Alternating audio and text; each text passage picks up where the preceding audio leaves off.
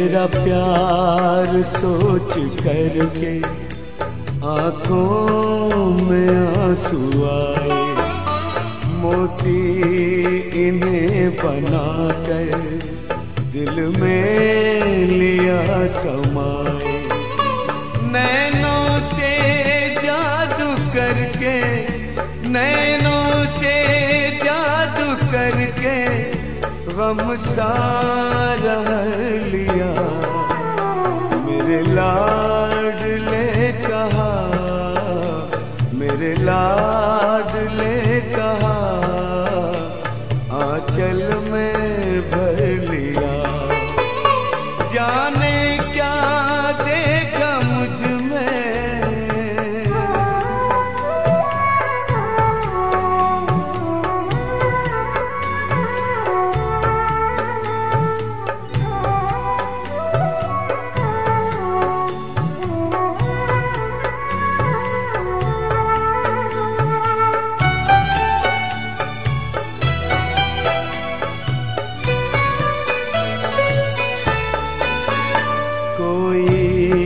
नहीं थी खूबी काबिल न थे तुम्हारे, सोचा नहीं कभी था बदलेंगे दिन हमारे। गागर में मन के मेरे, गागर में मन के मेरे, सागर को भर दिया। मेरे लाडले कहा, मेरे लाडले कहा, आंचल में भर लिया। जाने क्या देखा मुझ में,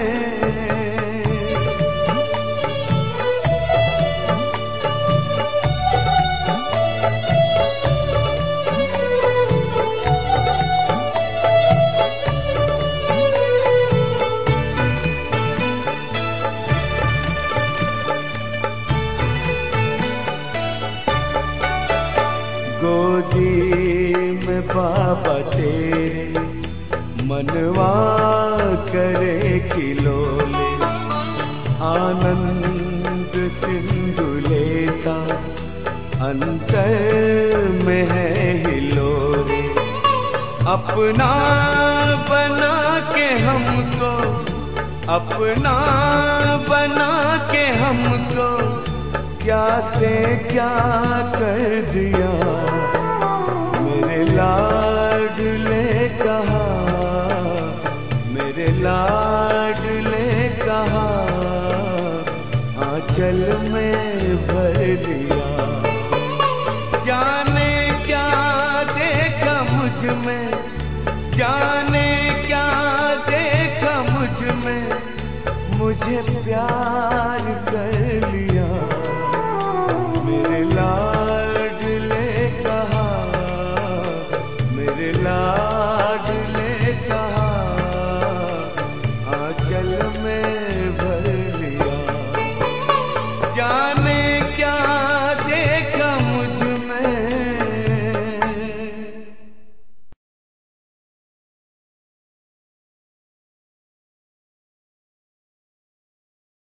ఓం శాంతి. మురళీ డేట్ 28/5/2025. మధురమైన పిల్లలు, ఇప్పుడు డ్రామా చక్రం పూర్తి అవుతుంది. మీరు క్షీరఖండంగా అయ్యి కొత్త ప్రపంచంలోకి రావాలి. అక్కడ అందరూ పాలు పంచదార వలె కలిసి ఉంటారు. ఇక్కడ ఉప్పు నీరుగా ఉన్నారు. ప్రశ్న: త్రినేత్రి పిల్లలైన మీరు ఏ జ్ఞానాన్ని తెలుసుకొని త్రికాలదర్శీలుగా అవ్వగలరు? జవాబు: ఇప్పుడు మీకు మొత్తం ప్రపంచం, భూగోళము, చరిత్ర జ్ఞానం లభించింది. సత్యయుగం నుండి కలియుగం వరకు చరిత్ర, భూగోళము మీకు తెలుసు. మీకు జ్ఞాన 3వ నేత్రం లభించింది. ఆత్మ ఒక శరీరాన్ని వదిలి మరో శరీరాన్ని తీసుకుంటుంది. సంస్కారాలు ఆత్మలో ఉంటాయి. తండ్రి చెప్తూ ఉన్నారు, పిల్లలారా, నామరూపాల నుండి భిన్నంగా అవ్వండి. స్వయాన్ని ఆత్మగా, అశరీరిగా భావించండి. పాట: ధైర్యం వహించు మానవ. మనస. ఓం శాంతి.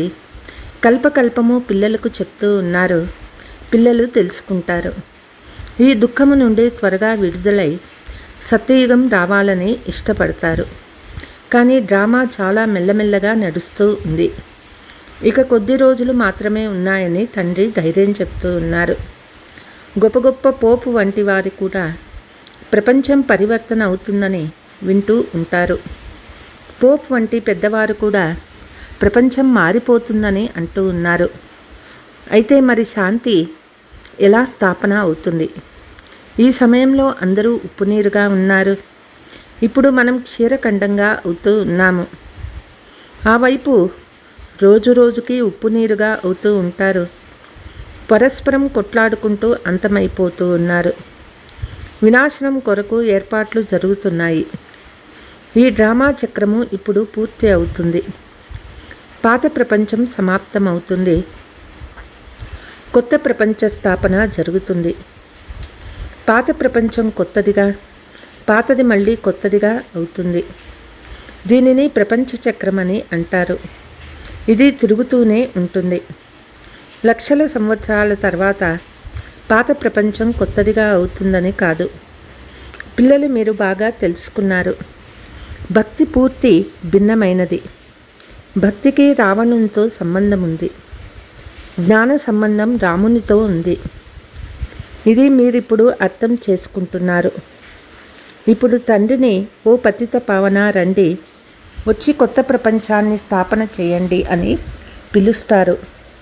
కొత్త ప్రపంచంలో తప్పకుండా సుఖం ఉంటుంది. చిన్న పెద్ద అందరూ ఇప్పుడు ఇంటికి వెళ్ళాలని తెలుసుకున్నారు. ఈ నాటకం పూర్తి అవుతుంది. మనం మళ్ళీ సత్యయుగంలోకి వెళ్ళి మళ్ళీ 84 జన్మల చక్రంలో తిరగాలి. ఆత్మకు సృష్టి చక్రం దర్శనం అవుతుంది. అంటే ఆత్మకు జ్ఞాన 3వ నేత్రం లభించింది. వారిని త్రినేత్రులని అంటారు. మీరిప్పుడు త్రినేత్రులు. మిగిలిన మానవులందరికీ ఈ స్థూల నేత్రాలు ఉన్నాయి. జ్ఞాన నేత్రం ఎవ్వరికీ లేదు. మిమ్మల్ని త్రికాలదర్శులని అంటారు. త్రినేత్రులుగా అయ్యి త్రికాలదర్శులుగా అయ్యారు. ఎందుకంటే ఆత్మకు జ్ఞానం లభిస్తుంది కదా. ఆత్మ ఒక శరీరాన్ని వదిలి మరో శరీరాన్ని తీసుకుంటుంది. సంస్కారాలు ఆత్మలో ఉంటాయి. ఆత్మ అవినాశి. తండ్రి చెప్తూ ఉన్నారు, నామరూపాల నుండి అతీతంగా అవ్వండి. స్వయాన్ని అశరీరీ ఆత్మగా భావించండి. దేహమని భావించకండి. అర్ధకల్పం నుండి పరమాత్ముని స్మృతి చేస్తూ వచ్చామని మీకు తెలుసు. అందులో ఎక్కువ దుఃఖము కలిగినప్పుడు తండ్రిని ఎక్కువగా స్మృతి చేస్తారు. ఇప్పుడు ఎంత దుఃఖం ఉంది? ఇంతకుముందు ఇంత దుఃఖము లేదు. వెలుపరి వారు వచ్చినప్పటి నుండి ఈ రాజులు కూడా పరస్పరం కొట్లాడుకున్నారు. రాజ్యము ముక్కలు ముక్కలైపోయింది. సత్యయుగంలో ఒకే రాజ్యం ఉండేది. సత్యయుగం నుండి కలియుగం అంతం వరకు ప్రపంచ ఇప్పుడు భూగోళ చరిత్ర మనం అర్థం చేసుకుంటున్నాము. సత్య త్రేతాయుగాలలో ఒకే రాజ్యం ఉండేది. ఒకే వంశం ఎప్పటికీ ఉండదు. శాస్త్రము క్రైస్తవ ధర్మంలో కూడా గొడవలున్నాయి. అక్కడ విశ్వమంతా ఒక్కరి చేతిలోనే ఉంటుంది. అది కేవలం సత్య త్రేతాయుగాలలో మాత్రమే ఉంటుంది. ఈ బేహద్దు చరిత్ర భూగోళాలు ఇప్పుడు మీ బుద్ధిలో ఉన్నాయి. మరి ఏ ఇతర సత్సంగాలలో చరిత్ర భూగోళాల పదాన్నే వినరు. అక్కడ రామాయణము, మహాభారతము మొదలైనవి మాత్రమే వింటారు. ఇక్కడ అటువంటి మాటలు లేవు.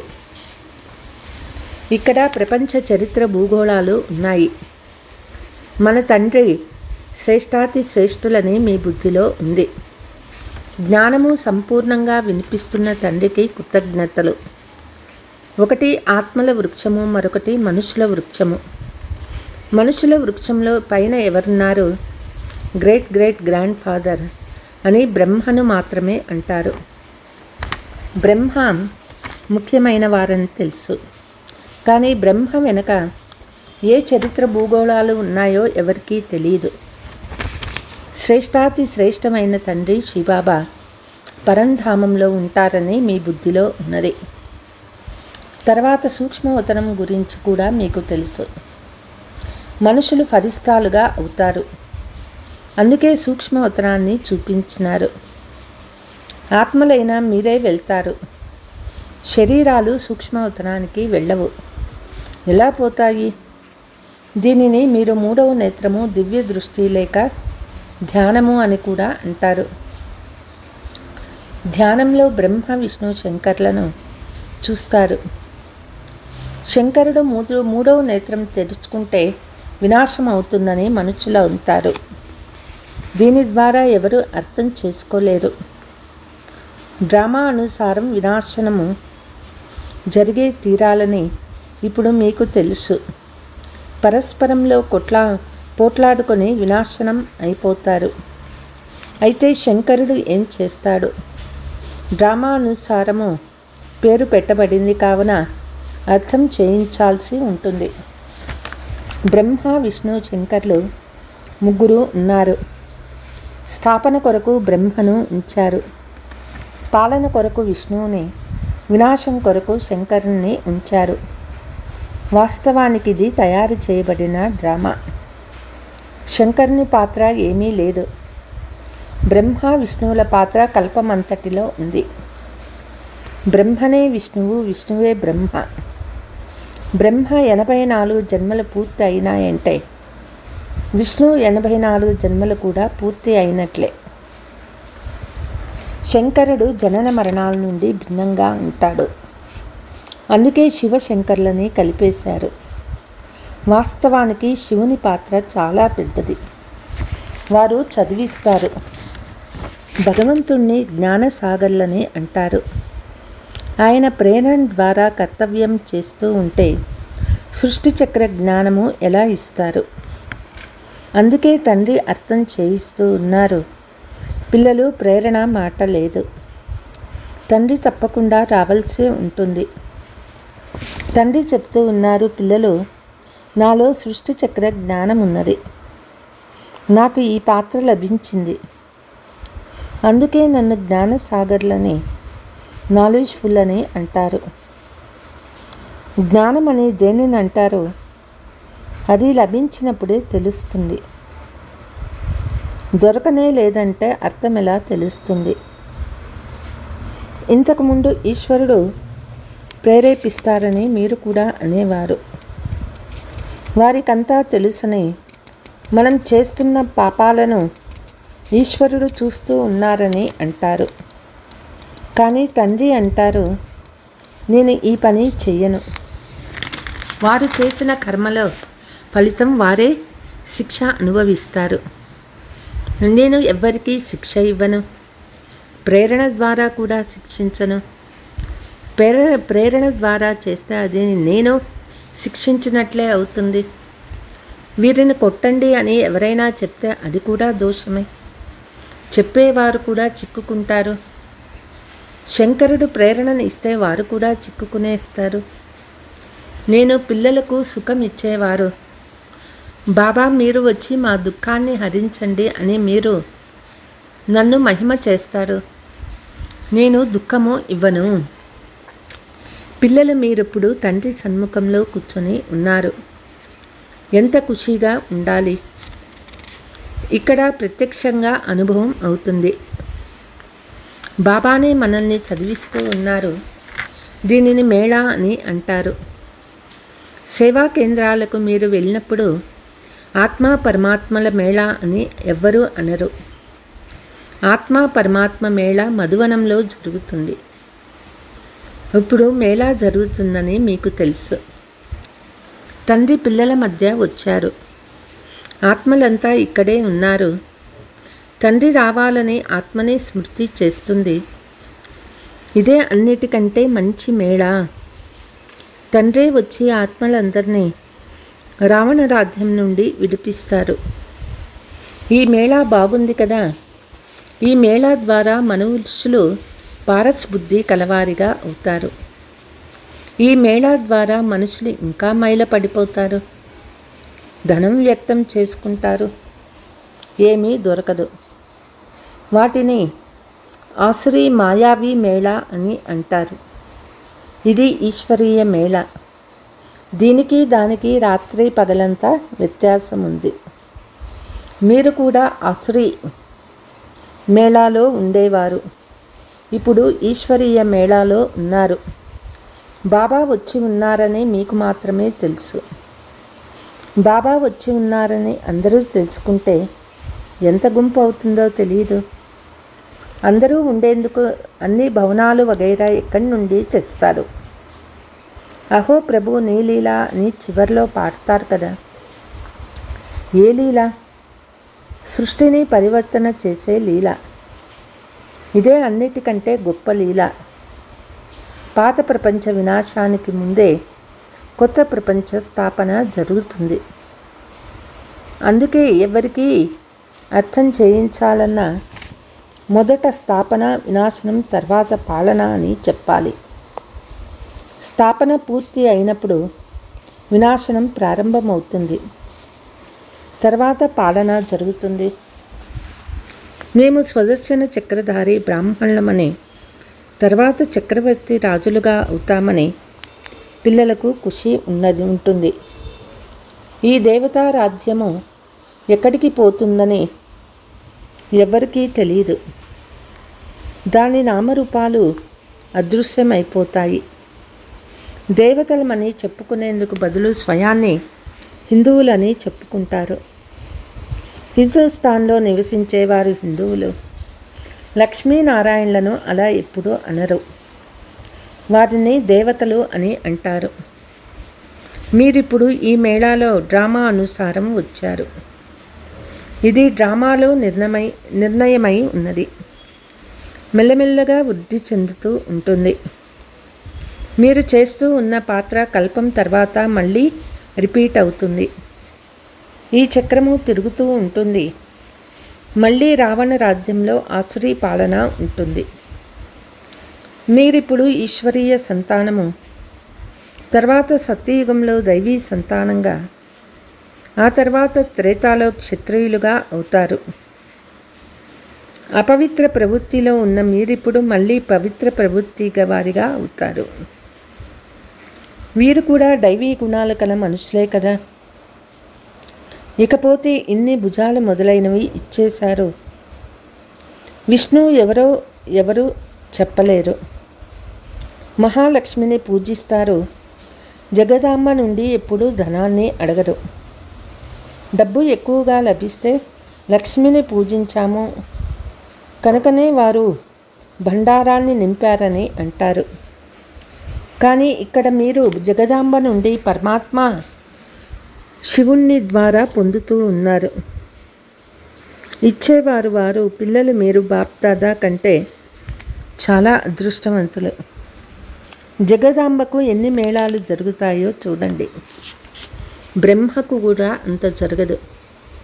బ్రహ్మను ఒకే చోట కూర్చోబెడతారు. అజ్మీర్లో పెద్ద మందిరం ఉంది. దేవీల మందిరాలు చాలా ఉన్నాయి. ఎందుకంటే ఈ సమయంలో మీకు చాలా మహిమ ఉన్నది. మీరు భారతదేశానికి సేవ చేస్తారు. పూజలు కూడా మీరే ఎక్కువ చేశారు. మీరు అదృష్టవంతులు. జగదాంబను సర్వవ్యాపి అని అనరు. మీకు మహిమ జరుగుతూ ఉంటుంది. బ్రహ్మ, విష్ణు, శంకర్లను కూడా సర్వవ్యాపి అని అనరు. కణకణములో ఉన్నారని ఆదేశిస్తారు. ఈ విధంగా మనుషులు ఎంతమందిని గ్లాని చేస్తారు. తండ్రి చెప్తారు, నేను మీ మహిమను ఎంతో పెంచుతాను. భారత్ మాతాకి జై అని అంటారు కదా. భారత్ మాతలు మీరే కదా, భూమి కాదు. భూమి మొదలైనవన్నీ తమో ప్రధానంగా ఉన్నాయి. సత్యయుగంలో సతో ప్రధానం అవుతాయి. అందువల్లే ఈనాటి ఈ తమో ప్రధాన భూమిపై దేవతలు అడుగు కూడా పెట్టరని అంటారు. ధరణి సతో ప్రధానంగా అయినప్పుడే వస్తారు. ఇప్పుడు మీరు సతో ప్రధానంగా అవ్వాలి. శ్రీమతంపై నడుస్తూ తండ్రిని స్మృతి చేస్తూ ఉన్నత పదవి పొందుతారు. ఆలోచన ఉండాలి. స్మృతి చేసినతో వికర్మలు వినాశమవుతాయి. శ్రీమతం లభిస్తూ ఉంటుంది. సత్యయుగంలో మీ ఆత్మ పవిత్రంగా కంచనంగా అవుతుంది. కాబట్టి శరీరం కూడా కంచనంగా లభిస్తుంది. బంగారంలో మలినం చేరించో నగలు కూడా అటువంటివే తయారవుతాయి. ఆత్మ సత్యమైతే శరీరం కూడా అసత్యమే. మైల చేరిందనందున బంగారు విలువ కూడా తగ్గిపోతుంది. ఇప్పుడు మీకు ఏ విలువ లేదు. మొదట మీరు విశ్వరాజ్యాధికారులుగా ఉన్నప్పుడు 24 క్యారెట్ల బంగారంగా ఉండేవారు. ఇప్పుడు మిమ్మల్ని 9 క్యారెట్ల బంగారం అని చెప్తారు. బాబా పిల్లలతో ఆత్మీక సంభాషణ చేస్తారు. కూర్చుని పిల్లలను ఆహ్లాదపరుస్తారు. మీరు ఈ జ్ఞానాన్ని వింటూ వింటూ పరివర్తన చెంది మనుషుల నుండి దేవతలుగా అవుతారు. అక్కడ వజ్ర వైడూర్యాలు పొదగబడిన మహళ్ళు ఉంటాయి.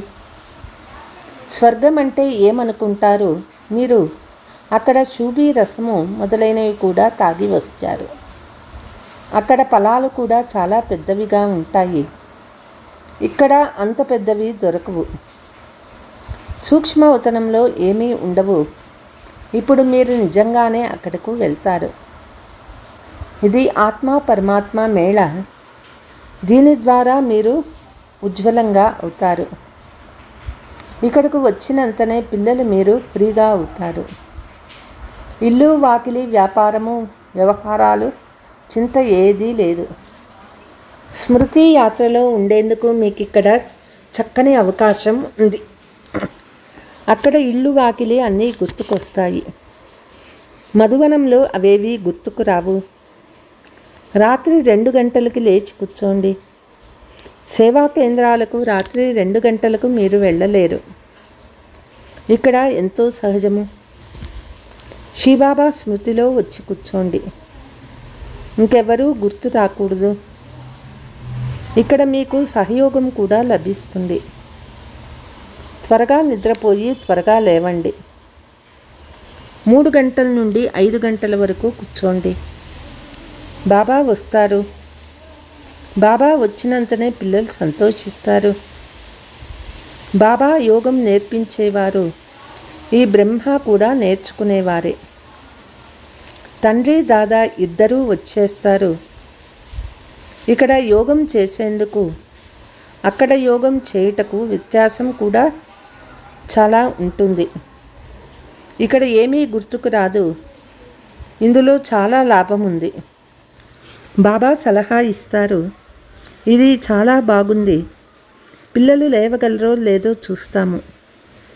చాలామందికి ఉదయం లేచే అభ్యాసం ఉంది. పంచవికారాలను సన్యసిస్తారు. పాత ప్రపంచంపై మీకు వైరాగ్యం ఉంది. अच्छा, मीठे मीठे सिकीलते बच्चों प्रति माता पिता बाप दादा का याद प्यार और गुड मॉर्निंग. रूहानी बाप की रूहानी बच्चों को नमस्ते. हम रूहानी बच्चों की रूहानी माता पिता बाप दादा को याद प्यार गुड मॉर्निंग नमस्ते नमस्ते. ధారణ. ఇప్పుడు సృష్టి పరివర్తన అయ్యే లీల జరుగుతుంది. కాబట్టి స్వయం పరివర్తన చెందాలి. క్షీరఖండం వలె ఉండాలి.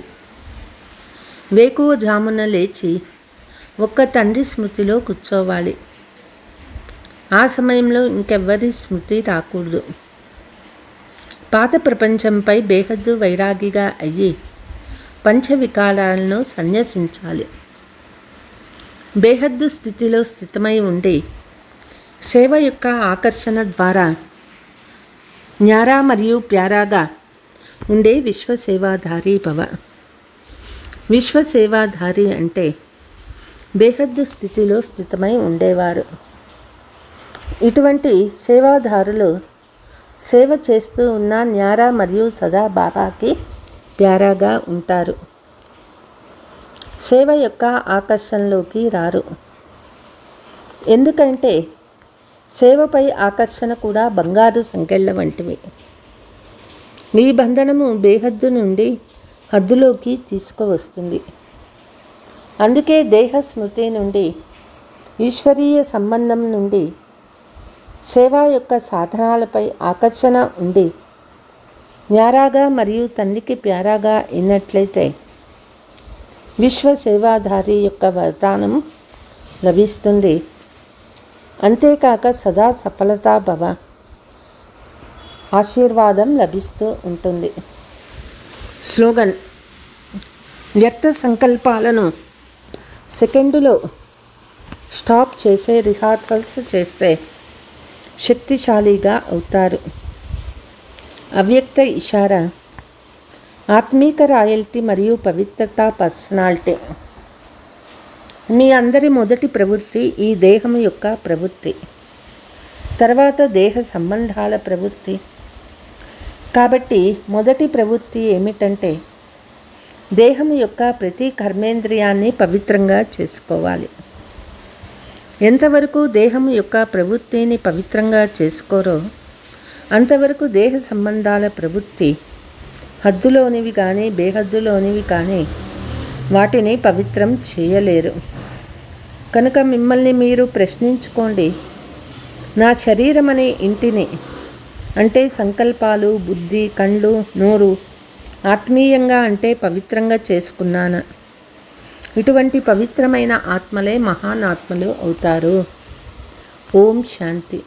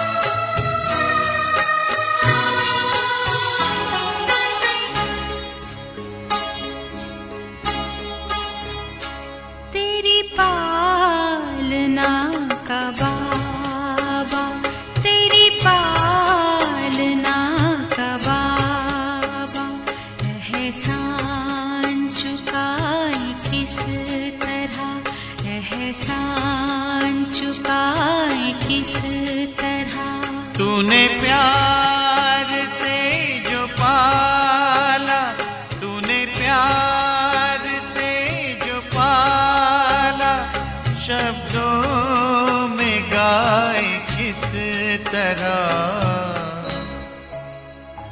तेरी पालना का बाबा, तेरी पालना का बाबा।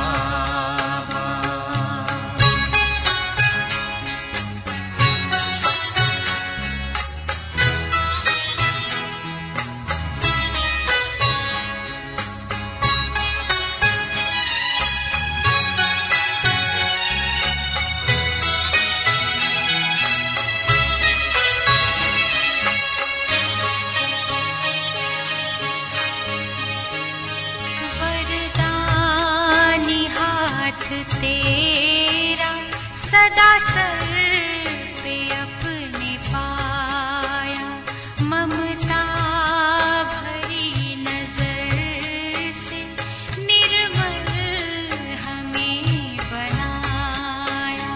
गुणों से तूने सजाया, गुणों से तूने सजाया, उसको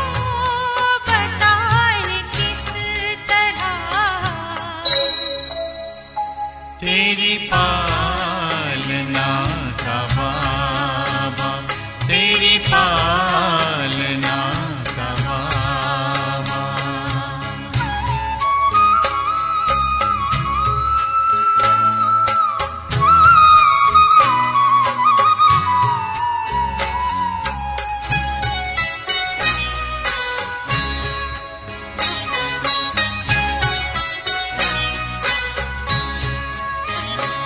संकल्प सास तुमने बच्चों पे है लुटाए, उपमा तुम्हारी बाबा हम तो कहीं न पाए। हमें खुद सा है बनाया, हमें खुद सा है बनाया, उसको भुलाए किस तरह। तेरी पालना का बाबा, तेरी पालना का बाबा।